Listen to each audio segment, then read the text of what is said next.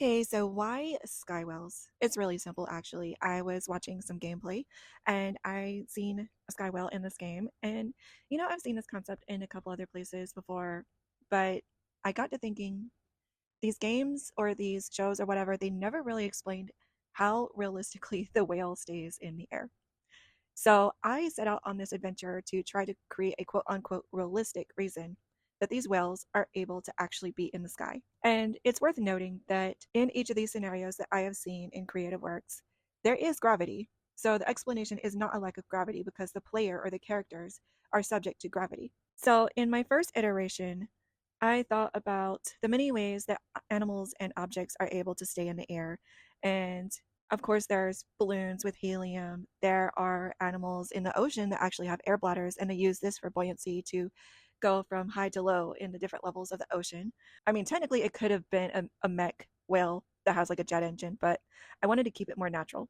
And I came to the conclusion that maybe these whales have a diet that consists of these special seeds that are produced by these trees all over the world, and they're produced in mass like plankton. But these seeds also have helium in them, and they float up into the sky, and then the whales just kind of filter feed them like they would for plankton in the ocean.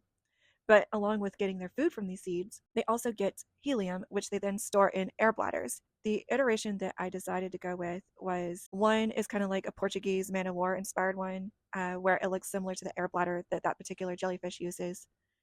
And another, I decided to make it like air sacs that are over the body of the whale. And I tried to make it not look like pustules, like some nasty um, mutated version of a whale. I tried to make it look more natural and actually meant to be a part of the whale. And for my third iteration, I actually decided to give him more of a dragonesque kind of style of body. I didn't want to use the air bladder thing. I kind of wanted to step away from that for a moment and just explore something different.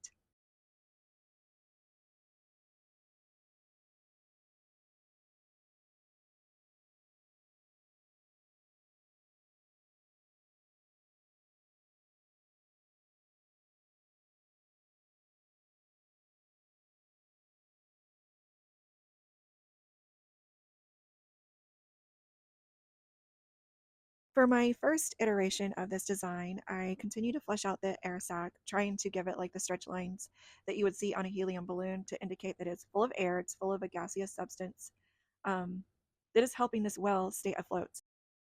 I tried out a couple of fills and decided, you know what, I'm going to come back to that later. I don't like any of them. So I continue with fleshing out the wings to try to give them like a billowy appearance.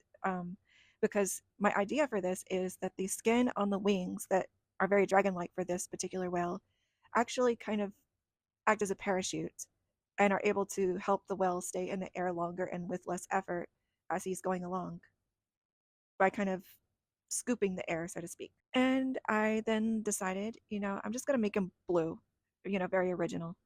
But I wanted to add kind of a dappled pattern. Maybe it's for camouflage, maybe it's to kind of help him blend in if he's soaring over the ocean or if he's in a particular area of the sky. Maybe he needs this pattern. And on completing this guy, I'm pretty happy with it, other than, you can tell by his eyes, he looks like he's seen some things. But also he looks a little bit like a puffy coat, which wasn't my intention. I probably should have drawn it from an angle where you can actually see the underside of the wing and you can tell that it's not like a balloon of a wing. I also had added some sparkly effects to the air bladder because I wanted to reflect the fact that there is actually a fluorescent effect coming from the seeds of this tree. So not only does it give them nourishment and helium, but it also gives them a slight glowy effect. Carrying on to my second iteration of the design for the skywell, I decided to make the fluorescent effect a lot more noticeable for the air sacs on this particular one, giving it more of a green, yellowish effect.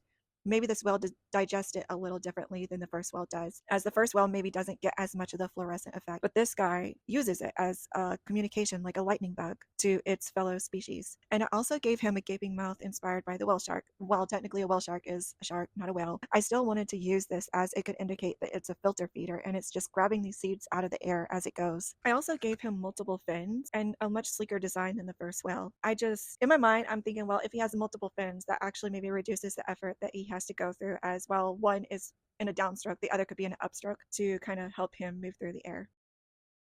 For my third iteration of the skywheel design, I went for a more sleek and billowy approach, which is more, I think, more like a dragon. So I gave him a little bit of the same design that comes with the first whale, in that his wings are meant to kind of catch the air and keep him coasting a lot longer, but also gave that effect to the tail as well. And I also gave him some little legs. You can't see his back legs because they are covered by the wings. The idea is where he's getting the helium and keeping afloat in the air as long as the other two. Maybe the other two actually do eventually go down into the ocean where they rest for a little bit before taking flight and harvesting the seeds again. He's also a little derpy looking, but I still like him. Also, I put him in the finished design just because I wanted to indicate that maybe he does get to go higher than these other two, and he actually gets to maybe catch the jet stream or whatever, and that is why maybe he's a little sleeker in design than the other two are. Finally, I tried to flesh out what would this tree and the seeds actually look like. So I drew the tree kind of just in the distance down below at the very edge of the sky. I used the flick brush in Procreate to kind of create the effect that these seeds are leaving the tree and actually going into the sky. For the ones that are closer to you, I wanted to convey how they really are able to get into the air. They do have leaves all around